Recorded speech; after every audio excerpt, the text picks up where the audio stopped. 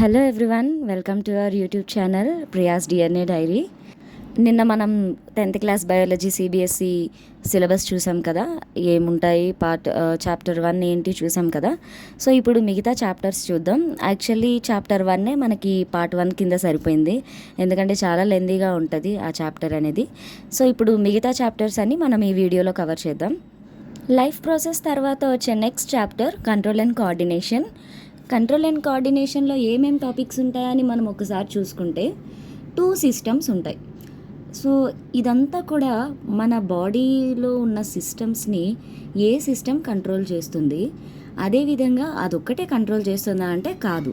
ఇక్కడ మనం చూస్తే కంట్రోల్ అండ్ కోఆర్డినేషన్.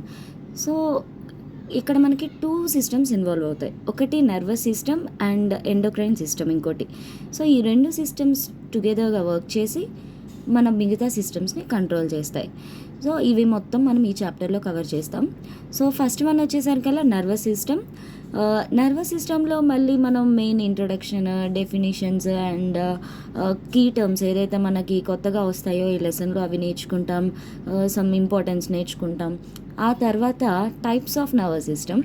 మనకి జనరల్గా 2 టైప్స్ ఆఫ్ నర్వస్ సిస్టమ్ ఉంటుంది. మీకు ఐడియా ఉంటుంది, ఎందుకంటే మనం లోయర్ స్టాండర్డ్స్ నుంచి ఈ టాపిక్ చదువుకుంటాం కాబట్టి. సో ఒకటి central nervous system and next one is peripheral nervous system. Central nervous system అంటే మనకు అక్కడ బ్రెయిన్, స్పైనల్ కార్డ్ ఇంక్లూడ్ అవుతాయి. మళ్ళీ ఇక్కడ మనం బ్రెయిన్ గురించి చదువుతాము ఇన్ డెప్త్, అలాగే స్పైనల్ కార్డ్ గురించి ఇన్ డెప్త్ చదువుతాం. ఈ 2 ఎలా కోఆర్డినేట్ చేసుకుంటాయో నేర్చుకుంటాము. అదేవిధంగా ఆ తర్వాత పెరిఫెరల్ నర్వస్ సిస్టంలో అసలు ఏం ఇన్వాల్వ్ అవుతాయి. పెరిఫెరల్ నర్వస్ సిస్టమ్ అంటే నథింగ్ బట్ సెంట్రల్ నర్వస్ సిస్టమ్ని మిగతా బాడీ పార్ట్స్ని కనెక్ట్ చేసే సిస్టమ్ అనమాట పెరిఫెరల్ నర్వస్ సిస్టమ్ అనేది. సో ఎలా కనెక్ట్ చేస్తుంది అంటే through some vehicles called neurons. Nerves అనొచ్చు, లేదంటే న్యూరాన్స్ అనొచ్చు. సో ఇవి కనెక్టింగ్. మళ్ళీ ఈ నర్వ్స్ ఎన్ని రకాలు ఉంటాయి, ఒక ఆరిజిన్ని బట్టి నర్వ్ యొక్క నేమింగ్ మారిపోతుంది. అలాగే అది చేసే పనిని బట్టి కూడా నర్వ్ యొక్క నేమ్ మారిపోతుంది. సో ఆ టైప్స్, స్ట్రక్చర్ ఆఫ్ న్యూరాన్ అవన్నీ మనం అక్కడ చదువుకుంటాము. అండ్ ఆ తర్వాత రిఫ్లెక్స్ యాక్షన్స్, వాలంటరీ అండ్ ఇన్వాలంటరీకి కంపారిజన్ అనమాట. ఏం డిఫరెన్స్ వీటికి, ఏ యాక్షన్ని మనం ఇలా రిఫ్లెక్స్ యాక్షన్గా కన్సిడర్ చేస్తాం, ఎలాంటి యాక్షన్స్ వాలంటరీ అంటాము, అట్లా ఇవన్నీ కూడా మనం ఇక్కడ ఇంక్లూడ్ చేస్తాం. అండ్ నెక్స్ట్ వచ్చేసరికల్లా కోఆర్డినేషన్ ఇన్ ప్లాంట్స్. సో ఇక్కడ ప్లాంట్స్లో ఏంటంటే మనకి కోఆర్డినేషన్ సిస్టమ్ ఉంటుంది, బట్ నర్వస్ సిస్టమ్ కాదు, ఓన్లీ హార్మోన్ సిస్టమే ఉంటుందన్నమాట. నర్వస్ సిస్టమ్ ఏమి ఇక్కడ సపరేట్గా ఉండదు ప్లాంట్స్లో. కానీ స్టిములస్ అనేది ప్లాంట్స్ తీసుకుంటుంది. ఓకే, కానీ అంటే ప్లాంట్ స్టిములస్ తీసుకుంటుంది, కానీ మనకి రెస్పాన్స్ అనేది కొంచెం స్లో ఉంటుందన్నమాట. ఓకే, అందుకే ప్లాంట్స్ అనేవి లోకోమోట్ చేయవు, ఓన్లీ మూమెంట్ ఇస్తాయి అన్నమాట. నెక్స్ట్ వచ్చేసరికల్లా మనకి ప్లాంట్ హార్మోన్స్ ఏమేమి ఉన్నాయో మనకి ఇండెప్త్ ఉంటాయి. యాక్చువల్లీ మన సిలబస్ ప్రకారం 4 ప్లాంట్ హార్మోన్స్, ఫైటో హార్మోన్సే మనకు అక్కడ ఇచ్చారు. బట్ మనకి 5th హార్మోన్ కూడా ఉంటుంది. మన క్లాస్లో మనం తెలుసుకుందాం 1 by 1 మన వీడియోస్లో. And next endocrine glands and hormones in humans. So ఇప్పుడు నర్వస్ సిస్టమ్ అయిపోయింది కదా ఇందాక అక్కడ. సో ఇప్పుడు ఎండోక్రైన్ సిస్టమ్ కూడా మనం నేర్చుకుంటాం. మెయిన్ ఈ ఎండోక్రైన్ సిస్టమ్ మీద బాగా ఫోకస్ చేద్దాం, ఎందుకంటే దీని నుంచి కొన్ని ఇంపార్టెంట్ టాపిక్స్ మనకి బోర్డ్ ఎగ్జామ్లో రావచ్చు. అలాగే రిపీటెడ్ క్వశ్చన్స్ కూడా ఉన్నాయి దీని నుంచి. మెయిన్ అసలు ఏ హార్మోన్స్ కావాలి మనము ఎక్కువ తెలుసుకోవాలి, బట్ ఎగ్జామ్ పాయింట్ ఆఫ్ వ్యూలో ఎలా ప్రిపేర్ అవ్వాలో మనం వీడియోలో చూద్దాం. ఓకే, అండ్ ఈ చాప్టర్ మొత్తం కూడా ఒక లివింగ్ ఆర్గానిజం అనేది ఎలా రెస్పాండ్ అవుతుంది, ఓకే, ఎలా అసలు ఆ ఎక్స్టర్నల్ స్టిమ్యులస్ని తీసుకుంటుంది. ఫస్ట్ ఆఫ్ ఆల్ రెస్పాండ్ అవ్వాలంటే ముందు ఆ స్టిమ్యులై తీసుకోవాలి. ఓకే, సో ఎన్విరాన్మెంట్లో ఏదైనా చేంజ్ జరిగితే దాన్ని స్టిమ్యులై అంటాం మనం. దానికి రెస్పాండ్ అయితే అప్పుడు మనం అది లివింగ్ థింగ్ అంటాం జనరల్లీ. సో ఎలా రెస్పాండ్ అవుద్ది అంటే ఈ కంట్రోల్ అండ్ కోఆర్డినేషన్ సిస్టమ్ ద్వారానే. ఆ తర్వాత చాప్టర్ మనం చూసుకుంటే హౌ డు ఆర్గానిజమ్స్ రిప్రొడ్యూస్. అసలు ఈ చాప్టర్ అయితే మనము చాలా లైట్ తీసుకోవచ్చు. Why? Because 8th class CBSE సిలబస్లో ఉంది అండ్ అప్కమింగ్ 10th వాళ్ళకైతే వెరీ ఈజీ టాపిక్ ఇది. ఎందుకంటే ఈ year 9th class text books revise చేశారు కదా సిబిఎస్ఈ టెక్స్ట్ బుక్స్, అందులో రిప్రొడక్షన్ చాప్టర్ ఇంక్లూడ్ చేశారు. సో 8th క్లాస్లో రిప్రొడక్షన్ చదివి, 9thలో రిప్రొడక్షన్ చదివి, 10thలో it will be very easy for them. And ninth class NCERT బుక్లో ఉన్న మనం ఈ రిప్రొడక్షన్ చాప్టర్ ఒకసారి చూస్తే యాజ్ ఇట్ ఈస్ 10th ఉన్న టాపిక్ డిట్టో ఉంటుందన్నమాట. అంతేకాదు మనకి 7th క్లాస్లో కూడా ఉంటుంది. 7th క్లాస్లో ఏమో రిప్రొడక్షన్ ఇన్ ప్లాంట్స్ ఉంటుంది, 8th క్లాస్లో రిప్రొడక్షన్ ఇన్ యానిమల్స్ ఉంటుంది, 9th క్లాస్లో రెండు కలిపి మొత్తం ఓవరాల్ రిప్రొడక్షన్ ఉంటుంది. అండ్ 10th క్లాస్లో మనం చూసుకుంటే చాలా ఈజీ. సో ఒకవేళ ఈ వీడియో కనుక మిడ్ స్కూల్ వాళ్ళు అంటే బిలో 10th వాళ్ళు ఎవరైనా చూస్తున్నట్లయితే దయచేసి రిప్రొడక్షన్ చాప్టర్ మాత్రం అస్సలు వదిలిపెట్టొద్దు మీ లెసన్స్లో. ఎందుకంటే మీకు 10th క్లాస్కి చాలా ఉపయోగం ఉంటుంది.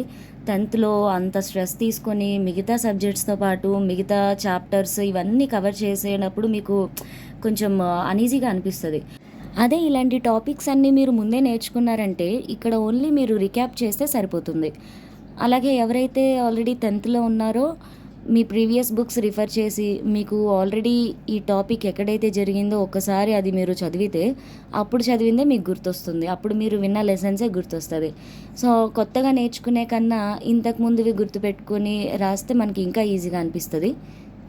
ఇప్పుడు కనుక మనం ఓవర్వ్యూ చూసుకుంటే ఈ లెసన్లో first as it is reproduction intro ఉంటుంది, దాని ఇంపార్టెన్స్ ఉంటుంది, టైప్స్ ఆఫ్ రిప్రొడక్షన్లో ఎసెక్షువల్ ఉంటుంది, సెక్షువల్ ఉంటుంది. అలాగే ఎసెక్షువల్ రిప్రొడక్షన్లో మనకి 6 టైప్స్ ఉంటాయి. కాకపోతే ఎక్స్ట్రా టాపిక్ టిష్యూ కల్చర్ కూడా యాడ్ అవుతుంది అనమాట ఇక్కడ. అండ్ ఆ తర్వాత sexual reproduction in plants and sexual reproduction in humans and animals గురించి చదువుతాము.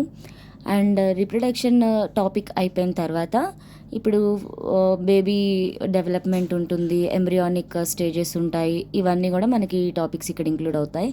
At the end of the session మనకి రిప్రొడక్టివ్ హెల్త్ గురించి కూడా ఉంటుంది. రిప్రొడక్షన్ చాప్టర్తో పాటు మనకి ఇక్కడ రిప్రొడక్టివ్ హెల్త్ అనేది చాలా ఇంపార్టెంట్. సో ఇందులో రిప్రొడక్టివ్ హెల్త్లో సెక్షువల్లీ ట్రాన్స్మిటెడ్ డిసీజెస్ గురించి అవేర్నెస్ ఉంటుంది. At the same time preventive methods, birth control methods, contraceptive methods అని చెప్తాము, ఈ మెథడ్స్ ఉంటాయి.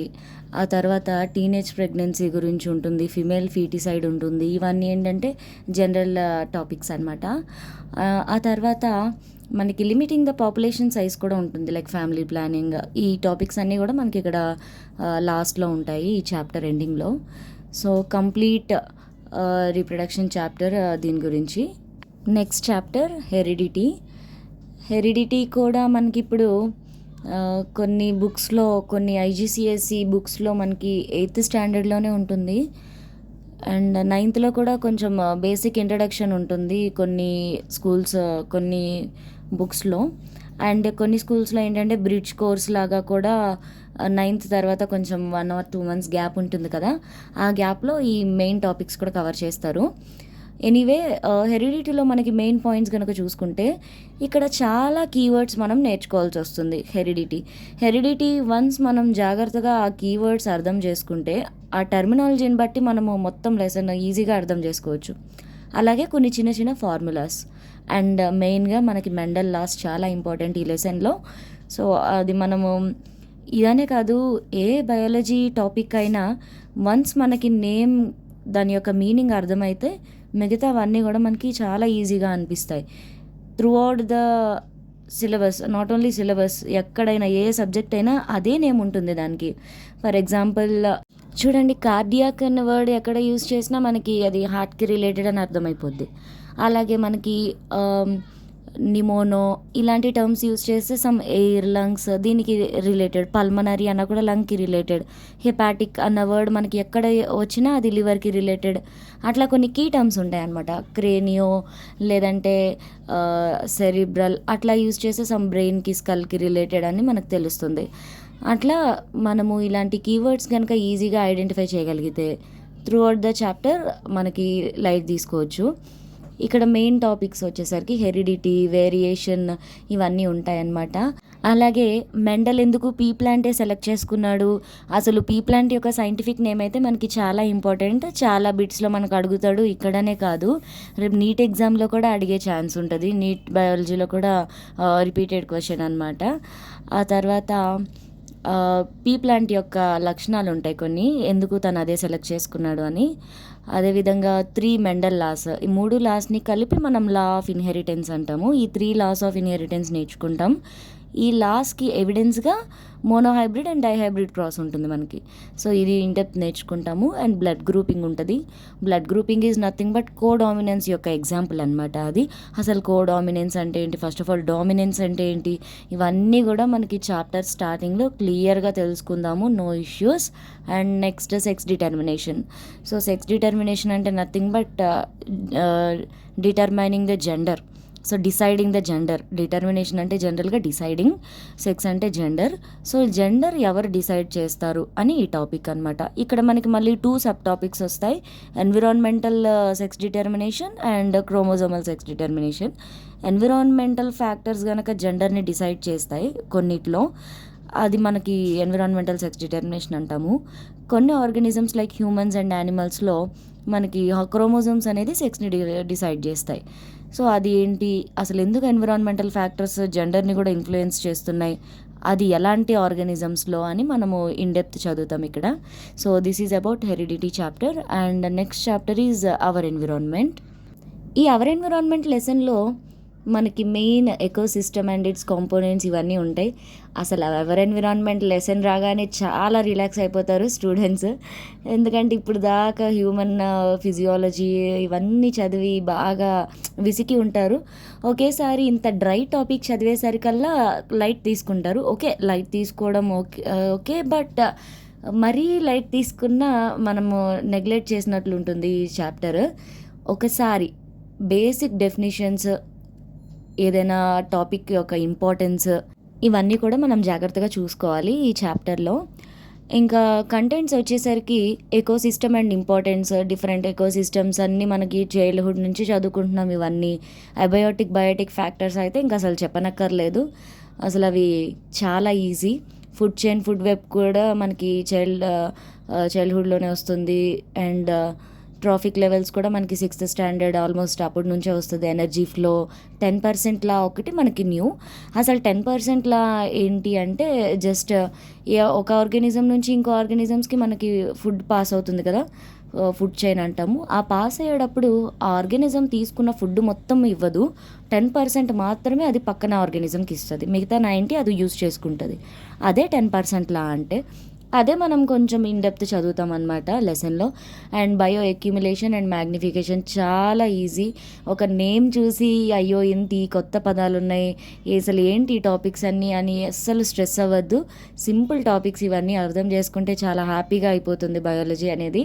సో బయాలజికల్ అక్యుములేషన్ అంటే harmful or toxic substances food చైన్లోకి ఎంటర్ అయితే అక్యుములేషన్ అంటాం. ఆ ఫుడ్ చైన్లో నెక్స్ట్ లెవెల్కి వెళ్ళేసరికల్లా ఈ హార్మ్ఫుల్ సబ్స్టాన్సెస్ యొక్క లెవెల్ అనేది, క్వాంటిటీ అనేది ఇంక్రీజ్ అయితే దాన్ని బయోలాజికల్ మ్యాగ్నిఫికేషన్ అంటాం. సింపుల్ అది అసలు. సో నెక్స్ట్ ఓజోన్ లేయర్ గురించి, దాన్ని ఫార్మేషన్ ప్లస్ డిప్లీషన్ 2 నేర్చుకుంటాము. వేస్ట్ మేనేజ్మెంట్ ఇంపార్టెంట్ క్వశ్చన్ ఇది. అట్ ద సేమ్ టైం చాలా ఈజీ క్వశ్చన్. మనం అసలు బుక్ కూడా చూడనక్కర్లేదు. 4-5 సైడ్ హెడ్డింగ్స్ మనం నేర్చుకున్నామంటే ఈజీగా ఓన్గా ప్రజెంట్ చేయొచ్చు వేస్ట్ మేనేజ్మెంట్ అనేది. And types of waste like biodegradable, non biodegradable, ఇది కూడా చాలా ఈజీ. ఇలాంటివన్నీ మనం ఆల్రెడీ ఎస్ఐ రైటింగ్స్లో పార్టిసిపేట్ చేసి ఉంటాం చిన్నప్పుడు. ఈ వేస్ట్ గురించి చాలా ఈజీగానే రాయొచ్చు. అండ్ రెడ్యూస్, రీయూజ్, రీసైకిల్ అయితే ఇంకా చెప్పనక్కర్లేదు. ప్రతి ఎన్విరాన్మెంటల్ ఎస్ఏస్లో, ఎన్విరాన్మెంటల్ డిబేట్స్లో ఈ 3 వర్డ్స్ మనము వినే ఉంటాము. సో వీటన్నిటి గురించి మనం ఎవర్ ఎన్విరాన్మెంట్లో ఒకసారి చూస్తామన్నమాట. So this is all about 10th class biology topics. So that's all for today. So ఈ 2 వీడియోస్లో మనము మొత్తం life process, control coordination, reproduction, heredity and our environment, entire 10th class CBSE biology syllabus మొత్తం ఒక overview చూసాము. So next video నుంచి ఒక్కొక్క lesson, ఒక్కొక్క చాప్టర్లో, ఒక్కొక్క లెసన్లో ఒక్కొక్క టాపిక్ మనం ఇన్డెప్త్ నేర్చుకుందాము. సో ఇన్డెప్త్ నేర్చుకోవడంలో ఏం తప్పులేదు. అన్నీ తెలుసుకొని మనం ఏవి ఎగ్జామ్ పాయింట్ ఆఫ్ వ్యూలో గుర్తుపెట్టుకోవాలో, ఏ ఫ్యాక్ట్స్ మనము ఓన్గా రాయాలో, ఎగ్జామ్లో ప్రజెంట్ చేయాలో అవి మనం ప్రజెంట్ చేద్దాం. And thanks for watching. Please do like, share and subscribe. Keep watching Priya's DNA Diary for more biology videos and science facts. Thank you all.